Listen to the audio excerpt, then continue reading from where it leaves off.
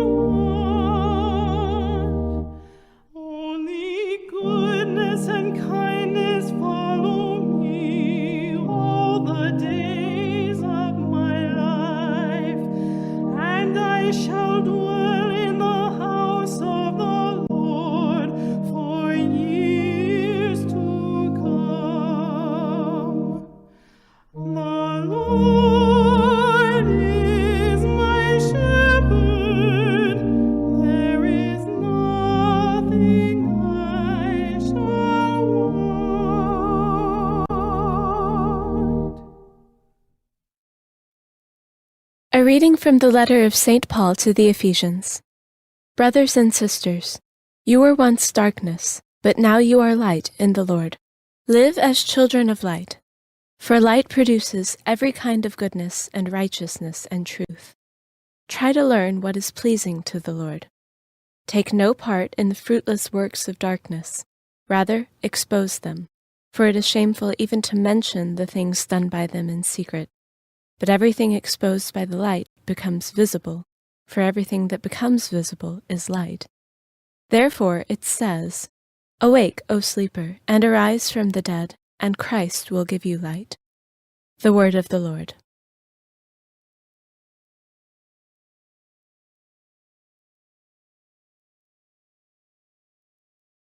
A reading from the Holy Gospel according to John.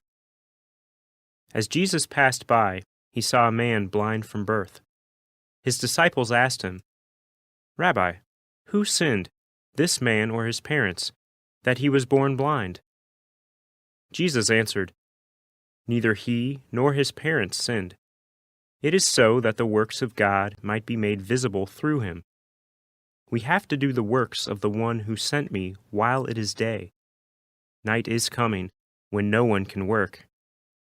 While I am in the world, I am the light of the world." When he had said this, he spat on the ground, and made clay with the saliva, and smeared the clay on his eyes, and said to him, "Go wash in the pool of Siloam," which means sent. So he went and washed, and came back able to see. His neighbors and those who had seen him earlier as a beggar said, "Isn't this the one who used to sit and beg?" Some said it is, but others said, "No, he just looks like him." He said, "I am." So they said to him, "How were your eyes opened?" He replied, "The man called Jesus made clay and anointed my eyes and told me, 'Go to Siloam and wash.' So I went there and washed and was able to see." And they said to him, "Where is he?" He said, "I don't know." They brought the one who was once blind to the Pharisees. Now Jesus had made clay and opened his eyes on a Sabbath. So then the Pharisees also asked him how he was able to see. He said to them, "He put clay on my eyes, and I washed, and now I can see." So some of the Pharisees said, "This man is not from God, because he does not keep the Sabbath." But others said, "How can a sinful man do such signs?" And there was a division among them. So they said to the blind man again, "What do you have to say about him, since he opened your eyes?" He said, "He is a prophet." Now the Jews did not believe that he had been blind and gained his sight until they summoned the parents of the one who had gained his sight. They asked them, "Is this your son, who you say was born blind? How does he now see?" His parents answered and said, "We know that this is our son and that he was born blind. We do not know how he sees now, nor do we know who opened his eyes. Ask him, he is of age. He can speak for himself."